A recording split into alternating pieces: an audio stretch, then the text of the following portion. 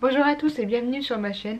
Dans ma nouvelle lecture, je vous parle de Sleeping Beauty, le dernier Stephen King écrit avec son fils Owen King. Cette vidéo est tournée depuis début février et j'avais tellement hâte de vous en parler. Et voilà, j'ai pu le lire un petit peu avant et c'était un réel plaisir. Et je vous donne mon avis maintenant. C'est parti!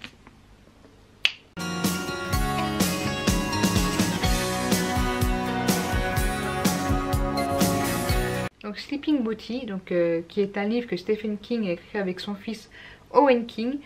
C'était quand même un gros pavé qui dans le service presse fait 823 pages, mais je pense que dans l'édition finale il est un peu plus petit, il est un peu plus court, donc je sais pas ce qu'ils ont mis ou comment ils ont arrangé. Mais toujours est-il, pour vous donner mon avis, j'ai vraiment aimé. C'est très très long. On est dans une ambiance à la Stephen King comme il aime les faire. Et donc pour vous raconter l'histoire, nous sommes dans quelque chose où les femmes, si elles s'endorment, se retrouvent avec une espèce de cocon, d'espèce de chrysalide autour de la tête. Et si on les réveille, elles deviennent des furies tueuses absolument terrifiantes et on ne sait pas ce qui se passe. Donc au début on se dit mais c'est très très très bizarre, qu'est-ce qui se passe? Surtout qu'il n'y a qu'une seule personne qui a l'air immunisée contre ce virus, parce qu'au début on pense que c'est un virus, donc qui s'appelle Evie, et on ne sait pas pourquoi elle peut dormir, il lui arrive rien, pas de cocon, rien du tout. Et en fait on se demande pourquoi Evie n'est pas touchée et quel est ce virus qui est surnommé la fièvre Aurora, rapport avec la princesse Aurore, la Belle au bois dormant et tout ça. Qu'est-ce qui se passe? Alors bien sûr au début, quand les femmes commencent à être enveloppées de leur chrysalide quand elles s'endorment, les autres essayent de la libérer et catastrophe, qu'est-ce qui se passe? Elles deviennent des furies tueuses incroyables. Donc on comprend très vite qu'il ne faut pas les libérer et les femmes comprennent très vite que elles ne doivent pas s'endormir. Donc on arrive à une partie du roman où une fois que le problème est cerné, ça veut dire qu'on a compris que les femmes s'enveloppent dans cette espèce de chrysalide quand elles s'endorment, elles ont très vite compris qu'il ne fallait pas qu'elles s'endorment. Donc elles font tout pour ne pas s'endormir. Donc rassurez-vous, dans ce roman, il y a des femmes tout au long du roman. Toutes les femmes ne s'endorment pas. Mais justement, on essaye de comprendre qu'est-ce qui se passe et qu'est-ce qui se passe avec cette... Alors, un truc... Si vous avez la phobie des papillons, de tout ce qui est chrysalide, cocon et des nuages de papillons et des nuées de papillons, enfin si ça parle de papillons, vous risquez d'avoir du mal.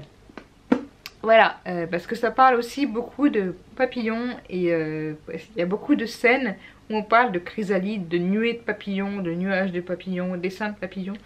Et voilà, ça peut me mettre mal à l'aise si vous êtes un petit peu, un petit peu phobique des papillons. Toujours est-il que bon, qu'est-ce que j'ai pensé de ce roman?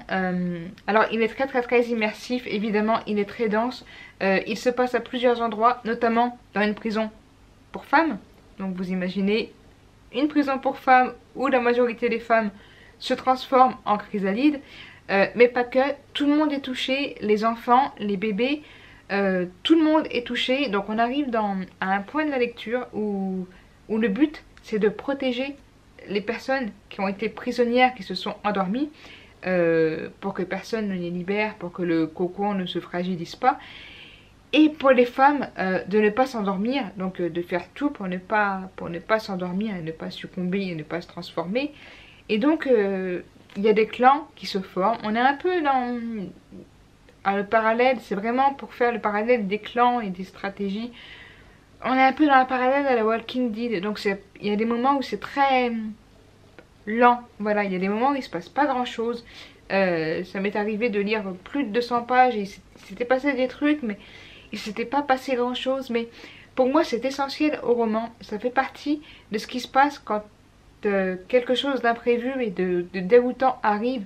Il faut un moment d'organisation, il faut un moment où les choses se tassent et où on s'organise et où il ne se passe pas grand chose finalement, parce qu'on a besoin de s'organiser et de faire les choses comme il faut. Et c'est un peu ce qui se passe à certains moments dans Sleeping Beauty, tout en avançant quand même dans l'histoire Beauties. Sleeping Beauties. Moi et l'anglais, bref on s'en fout, hein. Mais c'est ce qui se passe à un moment à certains moments du roman, il se passe pas grand chose, mais il y a quand même des informations qui sont nécessaires, il faut les lire, parce que sinon, après on se dit mais pourquoi il y a ça? Et en fait, au cours du roman, certains petits détails sont disséminés dans la lecture. Et c'est ce que j'ai aimé dans ce roman, c'est qu'il y a des moments où il se passait pas grand chose, mais il y avait cette petite chose importante qu'il fallait savoir. Et petit à petit, on avance, on commence à comprendre ce qui s'est passé. On se dit, mais qu'est-ce que Evie vient faire là-dedans? Alors, est-ce que Evie va aider les personnes? Est-ce qu'elle va en avoir rien à faire? Et voilà, c'est ça, je vous laisse le découvrir, mais on se demande pourquoi cette Evie, Eve, Evie Black, Evie Doe, comme on peut l'appeler tout au long du roman, est immunisée et n'est pas contaminée par cette fièvre Aurora et qu'elle est complètement immunisée et que rien ne lui arrive si elle s'endort alors que toutes les femmes s'endorment. C'est un bon Stephen King, c'est un Stephen King avec ses longueurs comme on a pu les retrouver dans ça notamment. Moi je me rappelle quand j'ai lu les... J'ai lu à l'époque où il y avait les 3 tomes de ça, c'était aux éditions J'ai lu je crois et je l'ai lu il y a très très longtemps. Et en fait il y a des passages où c'est très très long. Dans ça, Stephen King revient sur l'histoire de Derry sur plusieurs siècles en arrière. On se dit mais pourquoi? Et là c'est un peu ce qui se passe. Ça se passe dans une commune des Appalaches et on revient à certains moments du roman sur l'histoire de la ville, sur plusieurs siècles avant. Et finalement c'est nécessaire pour tomber dans cette ambiance et être finalement parmi toutes ces personnes qui sont un petit peu perdues, qui ont perdu tous leurs repères, qui doivent lutter contre un truc qu'ils ne comprennent pas. Et ben c'est un peu ce que fait Stephen King. Il nous perd un petit peu et c'est pour mieux nous retrouver après. Et finalement, toutes ces longueurs qui peuvent arriver et cette fin incroyable, je me dis c'est la récompense ultime d'avoir fini tout ce roman. Voilà, qui fait quand même son... Il y a quand même son lot de pages. Hein, et en plus, dans le roman presse, les pages, je ne sais pas si vous allez voir, mais les pages sont tellement fines que voilà, on voit à travers. Donc c'est des pages très très fines et malgré tout on est quand même dedans, on est avec les personnages et même s'il ne se passe rien, et ben, je me suis vraiment très très peu ennuyée. Il y a certains passages où je me suis ennuyée, mais franchement pas au point de me dire ça commence à être longuet tout ça. Non, franchement il y a des passages, oui c'est long, mais ça vaut le coup d'aller jusqu'au bout et je me suis dit que ce roman est... Voilà, Stephen King nous emmène encore dans les abysses de ses cauchemars et de ses idées complètement noires et loufoques. Et il nous a fait partager quelque chose d'extraordinaire avec Sleeping Beauty. Et moi je vous conseille vraiment, vraiment, vraiment de découvrir sa patte avec son fils.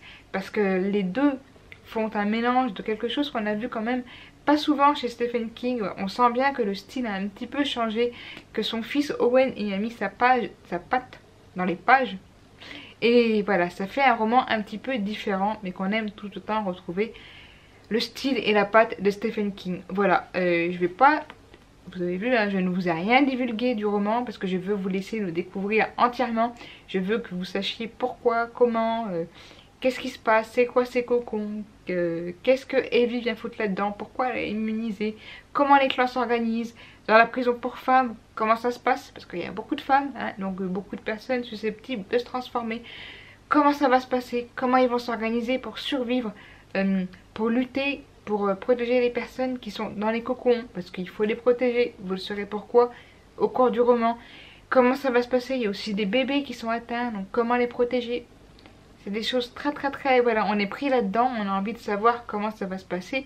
Et Evie, le personnage de Evie est tellement mystérieux, mais mon Dieu, on se dit mais c'est qui cette personne, cette chose, cette entité? Quel est son pouvoir? Est-ce qu'elle va les aider? Est-ce qu'elle va les enfoncer? Est-ce que c'est une ennemie?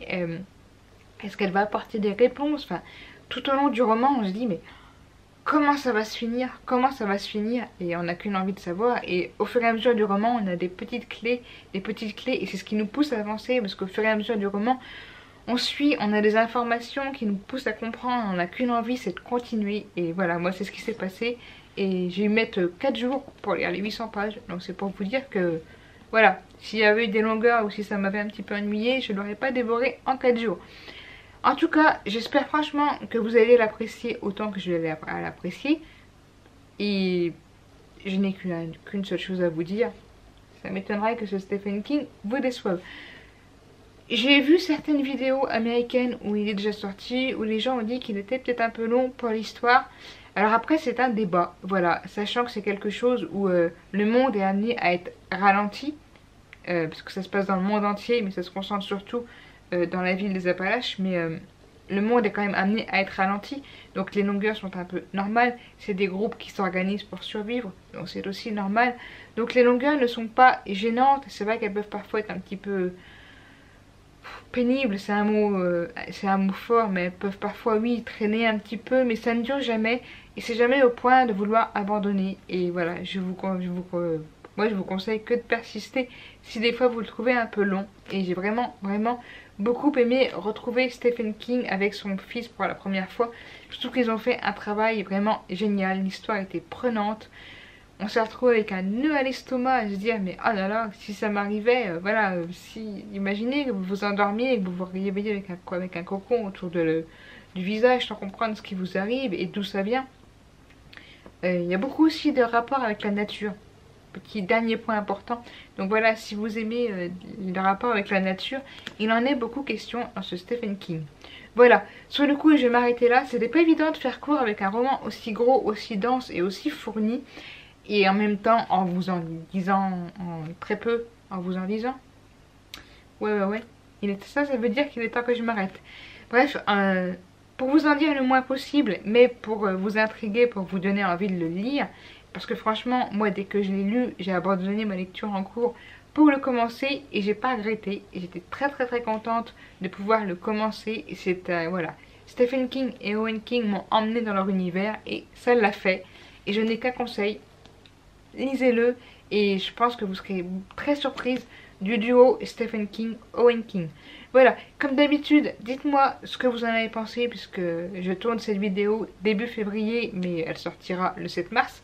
Donc dites-moi ce que vous en avez pensé dès que vous l'aurez lu, voilà, ou si vous l'avez lu aussi, on ne sait jamais, n'hésitez pas à me le dire parce qu'il est disponible en version originale.